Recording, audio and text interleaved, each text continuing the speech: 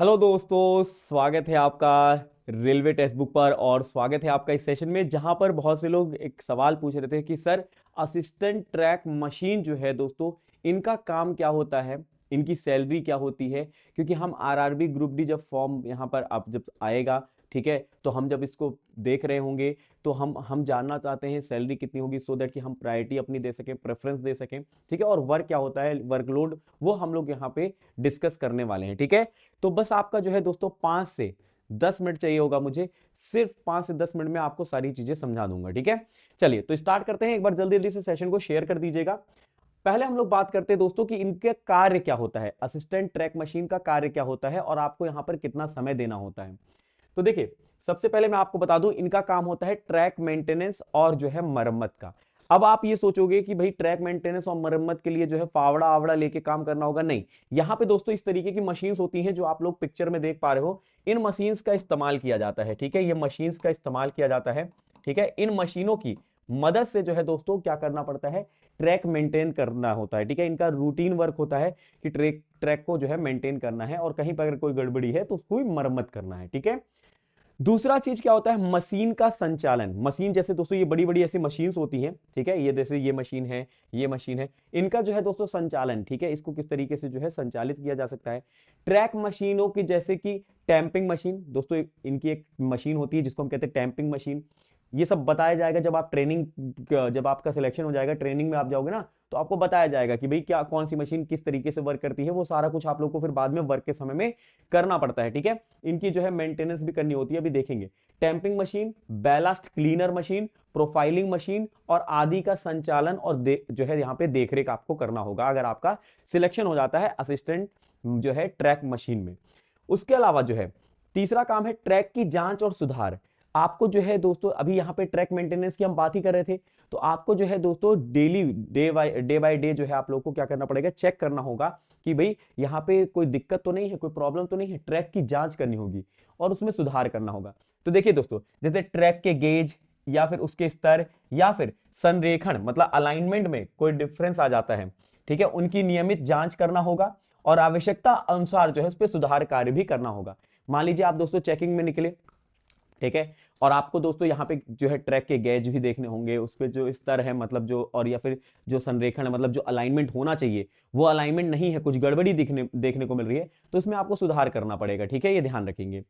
इसके अलावा क्या काम होता है इनका, तो सुरक्षा मानकों का पालन करना, ठीक है। क्या करना, सुरक्षा मानकों का पालन करना, जैसे काम करते समय सुरक्षा मानकों और प्रक्रियाओं का पालन करना। अब देखिए दोस्तों, अब मशीन तो छोटी है नहीं, मशीन तो बहुत बड़ी बड़ी मशीन होती है। अब इतनी बड़ी मशीन है, इसमें अगर थोड़ी सी भी गलती होती है तो दोस्तों बहुत ज्यादा प्रॉब्लम हो जाएगी। अभी आप लोग को एक पता होगा केस, जैसे दोस्तों हमारे यहाँ पे कपलिंग होता है, तो ट्रेन कपलिंग में जो है दोस्तों एक व्यक्ति जो है दब गया था बीच में ट्रेन कपलिंग के दौरान, ठीक है। तो भाई वो गलतियां ना हो, मतलब छोटी छोटी भी गलती यहाँ पे एक बहुत बड़ी हमारे लिए हो सकती है, क्योंकि ये जानलेवा हो सकती है ना।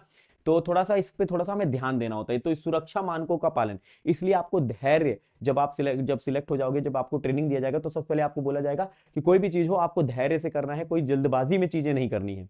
तो वही कह रहे, काम करते समय सुरक्षा मानकों और प्रक्रियाओं का जो है पालन करना। आपने दोस्तों एप्रॉन पहना है कि नहीं पहना, बूट पहना है कि नहीं पहना, हेलमेट पहना है कि नहीं पहना, वो सारी चीजों का ध्यान रखना पड़ता है। जैसे इस व्यक्ति ने जो है दोस्तों हेलमेट पहन रखा है, बूट पहन रखा है, तो अब इस चीजों का ध्यान रखना होगा, जो जो रिक्वायरमेंट होती है जहां के अनुसार वो आपको करनी पड़ेगी, ठीक है। यह सुनिश्चित करना कि ट्रैक पर कोई दोष ट्रेन संचालन के लिए खतरनाक ना हो, ठीक है। अब ऐसा ना हो कि ट्रैक मेंटेनेंस चल रहा है और पता चला कि आपने इन्फॉर्म ही नहीं किया है कि यहां पर ट्रैक का जो है दोस्तों मेंटेनेंस चल रही है, ट्रेन उससे आवाजाही कर रही है, तो वो गलत है। आपको पहले ही इन्फॉर्म करना पड़ेगा, ठीक है। ये ध्यान रखिएगा, ये सब काम होता है किसका, तो असिस्टेंट ट्रैक मशीन का काम होता है। जब आप असिस्टेंट बनते हो तो दोस्तों आप हेल्पर के रूप में काम कर रहे होते हो। जब ट्रैक मशीन पे आ जाते हो प्रमोट होके, तो आप डायरेक्टली क्या करते हो, मशीन पे वर्क कर रहे होते हो, ठीक है। अब देखिए दोस्तों, यहां पे मशीनों का रखरखाव, जो भी मशीन होंगी उनका भी मेंटेनेंस करना होगा। अब ट्रैक का तो कर ही रहे हो, साथ में मशीन का भी जो है रखरखाव करना होगा। तो ट्रैक मशीनों की मरम्मत और सर्विसिंग करना, ताकि वे सुचारू रूप से जो है कार्य कर सकें। इसी में ज्यादा टाइम लगता है, अभी मैं आपको बताऊंगा, ठीक है। फिर उसके बाद हम बात करते हैं कार्य प्रबंधन और टीम वर्क का जो है दोस्तों, जो भी आपके वरिष्ठ होंगे, वरिष्ठ अधिकारी मतलब जो सीनियर ऑफिसर्स होंगे, जो आप लोग को और उसके अलावा अगर कोई काम बताते हैं तो उस पर आपको काम करना होता है। तो वही कह रहे हैं कि वरिष्ठ अधिकारियों के निर्देशों के अनुसार टीम के साथ जो है काम करना और निर्धारित समय में जो है दोस्तों इसको पूरा करना है। जो भी उन्होंने कार्य दे रखा है तो उसको निर्धारित समय में पूरा करना होगा, ये आपका कार्य होता है। ठीक है, अब देखिए दोस्तों ये तो सारा कार्य होता है। अब मैं आपको बता दूं यहां पर आपको टाइम, कई लोग कहते हैं यहां पे टाइम मिलता है, जी हां टाइम मिलता है। आपको ध्यान ये रखना है कि जो ब्लॉकिंग टाइम होता है, एक होता है ब्लॉकिंग टाइम, क्या होता है इसको हम कहते हैं ब्लॉकिंग टाइम। ब्लॉकिंग टाइम उसको कहा जाता है जब दोस्तों मशीन जो है वर्क कर रही होती है, तो ये दोस्तों 2 आवर्स से 3 आवर्स होता है, 2 आवर्स से 3 आवर्स। अब आप कहोगे सिर्फ 2 से 3 घंटे ही काम करना होता है, नहीं, ये ब्लॉकिंग टाइम है जब मशीन पे वर्क कर रहे होते हो। लेकिन दोस्तों आपके जाने का समय, आपके आने का समय, क्योंकि दोस्तों जब ट्रैक जो मेंटेन करते हैं, ऐसा तो है नहीं कि बिल्कुल पास में ही ट्रैक हमेशा खराब होगी, ट्रैक तो दूर भी खराब होती है, तो वहां पर जाना, और ऐसा तो नहीं कि मशीन छोटी सी है आप तुरंत पहुंच गए। ठीक है, तो मशीन को लेके जाना, मशीन को लेके आना, वहां पे वर्क करना, और मशीन में कोई प्रॉब्लम आई तो उस पर वर्क करना। तो ब्लॉकिंग टाइम में दोस्तों 2 से 3 घंटे ही लगते हैं। मान लीजिए कोई मेंटेनेंस है ट्रैक की, तो 2 से 3 घंटे लगेंगे। वहां पे जब मशीन पहुंच गई है उस पर कार्य अगर आप कर रहे हो ट्रैक पे, तो 2 से 3 घंटे। लेकिन उसको लाने ले जाने में, और जो है मशीन पर फिर जब कोई खराबी है तो उस पर वर्क करने में टाइम लग जाता है, जिसकी वजह से यहां पर भी आपको 7 to 8 आवर्स वर्क करना पड़ता है। ठीक है, 7 to 8 आवर्स वर्क रहता है। ठीक है, ये ध्यान रखिएगा। ऐसा नहीं है कि दोस्तों बिल्कुल जो है, हाँ, लेकिन जो आपका मेन जो बिजी वाला टाइम होता है ना, वही होता है ब्लॉकिंग टाइम।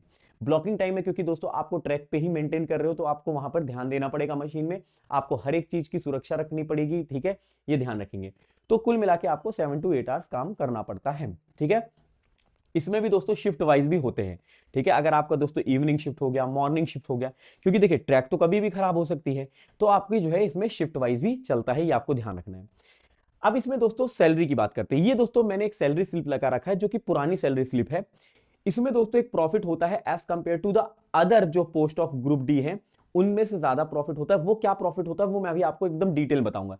इससे पहले कि मैं दोस्तों यहां पर ले चलूं आपको सैलरी स्लिप पर, इसके सैलरी का जो दोस्तों डिवीजन होता है वो मैं आपको बताना चाहता हूं कि कितनी सैलरी यहां पर मिलती है। फिर ये एक पुराना जो है सैलरी स्लिप है 2019 का, वो मैं अभी आपको बता दूंगा। ठीक है, देखिए दोस्तों अगर मैं बात करता हूं सैलरी की, सबसे पहले तो कि इसका ये कौन से पे लेवल का है, तो लेवल 1 का है। ग्रुप डी का है तो लेवल 1 का है। ठीक है, ये ध्यान रखिएगा, लेवल 1 का है।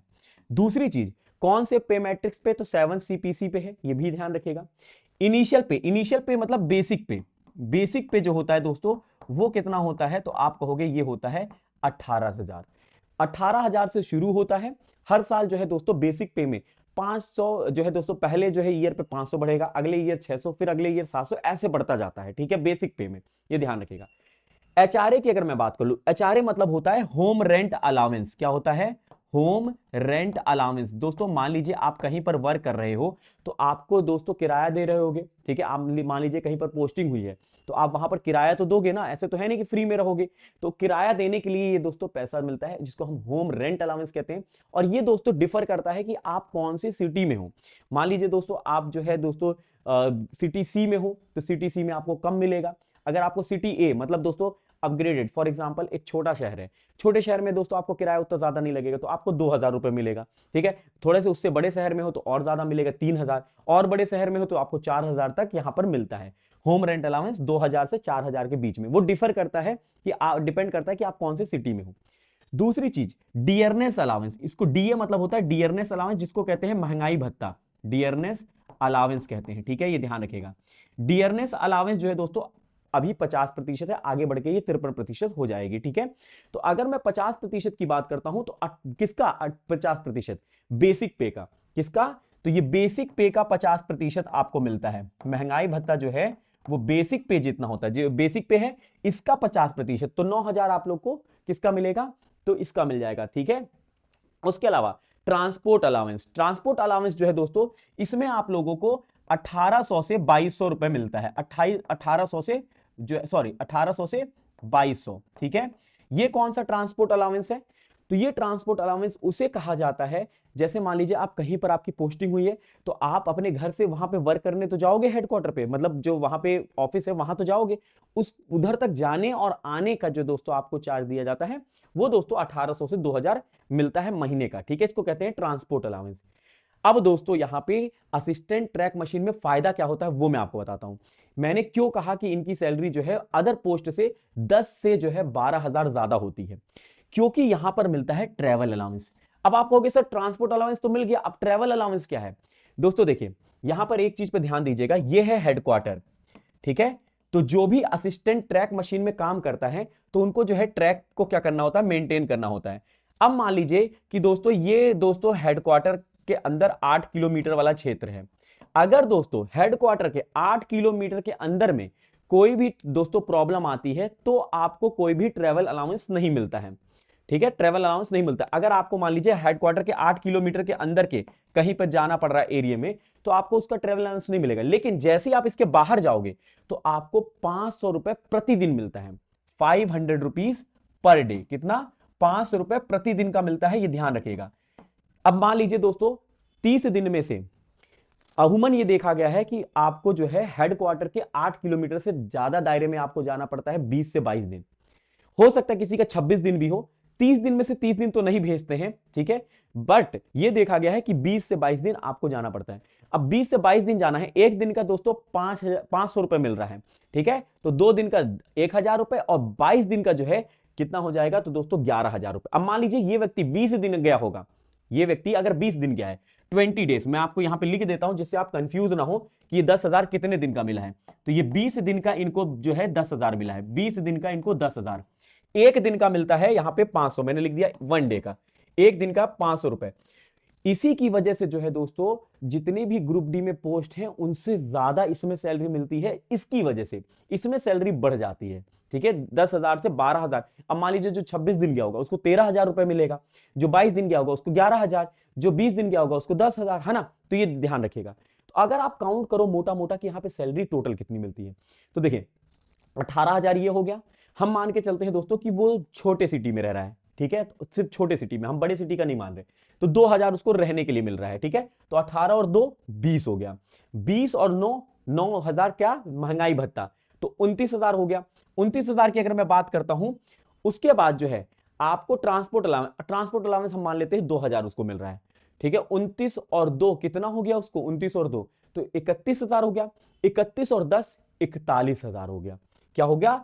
41,000 इसको मिल गए। 41,000 जो है इसको मिलेगा हर महीना ग्रॉस सैलरी। ग्रॉस सैलरी मतलब टोटल, ठीक है। इसमें जो है दोस्तों बिना टैक्स बिना पीएफ कटे जो है दोस्तों 41,000 जो है ग्रॉस सैलरी। कुछ चीजें कट जाती हैं ग्रॉस मतलब उसमें टैक्स वगैरह, उसके बाद जो है दोस्तों ऑन इन हैंड जो है आप लोग के पास फिर भी 38 है। ये दोस्तों वेरी करता है। ये 41,000 तो मैंने अभी आपको बताया है, ये दोस्तों 40 से 45,000 के बीच में वेरी करता है। अब ये कैसे वेरी करेगा 40 से 45,000? ये डिपेंड करता है कि आप कौन से शहर में रह रहे हो, कितने दिन आप जो है दोस्तों यहाँ पे हेडक्वार्टर के 8 किलोमीटर के दायरे से बाहर गए हो, तो ये भी दोस्तों डिपेंड करता है, ठीक है। तो ये ध्यान रख लीजिएगा। तो अब वही मैं आपको सैलरी स्लिप दिखा देता हूं। सैलरी स्लिप में देखिएगा, देखिए इनका बेसिक पे जो है ये 18,000 है। कितना? 18,000। इनका डियरनेस अलाउंस दोस्तों ये कम दिखा रहा है क्योंकि दोस्तों ये पुरानी सैलरी स्लिप है, इसको कट कर दीजिए। अब 50% है तो 50% और आगे चल के 53% होने वाली है, ठीक है। बाकी हाउस रेंट अलाउंस देखिए 1800 मिल रहा है, इनको रहने के लिए 1800 मिल रहा है। और जो है रिस्क एंड हार्डशिप, हाँ मैं ये रिस्क और हार्डशिप बताना भूल गया, वो भी मैं आपको बता दूंगा। और ट्रांसपोर्ट अलाउंस दोस्तों इनको 1,008 रुपए मिल रहा है, ठीक है। ये पुरानी सैलरी की स्लिप के हिसाब से इन्होंने जो है अगर ट्रैवलिंग की होगी, ट्रैवलिंग मतलब बाहर गए होंगे हेडक्वार्टर के, तो पर डे का 500 रुपए वो भी मिला होगा। 500 रुपए 500 रुपीज, ठीक है, 500 रुपए पर डे। लेकिन ये नहीं गए शायद, इसलिए वजह से इनका नहीं दिखा रहा है। बाकी रिस्क एंड हार्डशिप अलाउंस भी मिलता है क्योंकि जब दोस्तों आप वर्क करने जाते हो ना तो उसमें रिस्क भी है, तो रिस्क का भी जो है दोस्तों 1800 से 2,000 रुपए मिलता है, ठीक है, हर महीना, ठीक है। तो आप ध्यान दीजिए, जो मैं 41,000 बताया था तो 43,000 तक रुपए तक आपके मतलब ग्रॉस सैलरी बन जाती है इसमें, ठीक है। बाकी में दोस्तों इतनी नहीं बनती ग्रुप डी में। बाकी में आप दोस्तों 10 से 12,000 माइनस कर लो तो मतलब आपको जो है 30 से 32,000 बनेगी। इसमें जो है 42 से 43,000 रुपए बनती है। केवल यही एक ऐसी पोस्ट है, ठीक है, ये ध्यान रखिएगा। इसके अलावा दोस्तों कुछ अगर कटता है, जैसे दोस्तों एम्प्लॉय का मान लीजिए पीएफ कट रहा है या फिर कुछ टैक्स वगैरह कट रहा है, तो दोस्तों यहां पे दिखा देंगे। बाकी मैंने आपको बताया कि 40 से 45,000 तक आप असिस्टेंट ट्रैक मशीन में जो है दोस्तों यहां पे अर्न कर सकते हैं ग्रॉस, ठीक है। ग्रॉस अर्न ये आपका इतना होता है, ये देख सकते हैं। ट्रैक मेंटेनर का जो है दोस्तों ये पोस्ट है, ये आपको ध्यान रख लेना है, ठीक है। और तो ये छोटा सा एक सेशन था दोस्तों। उम्मीद करता हूं ये सेशन आप सभी लोगों को पसंद आया होगा। और जो आप लोग के डाउट थे कि क्या कार्य होता है, कितना समय हमें देना होता है और कितनी सैलरी होती है, तो वो मैंने आपको सारी चीजें बताई हैं। आप लोग को दोस्तों अगर अच्छा लगा है सेशन तो लाइक करिएगा, शेयर करिएगा और कमेंट बॉक्स में दोस्तों किसी भी प्रकार का अगर आपको डाउट है तो आप कमेंट बॉक्स में कमेंट करके पूछ सकते हो, मैं डेफिनेटली आपको आंसर देने की पूरी कोशिश करूंगा। ठीक है, मिलते हैं अगले सेशन, तब तक के लिए रखिएगा अपना ख्याल। बाय बाय, टेक केयर, जय हिंद, जय भारत।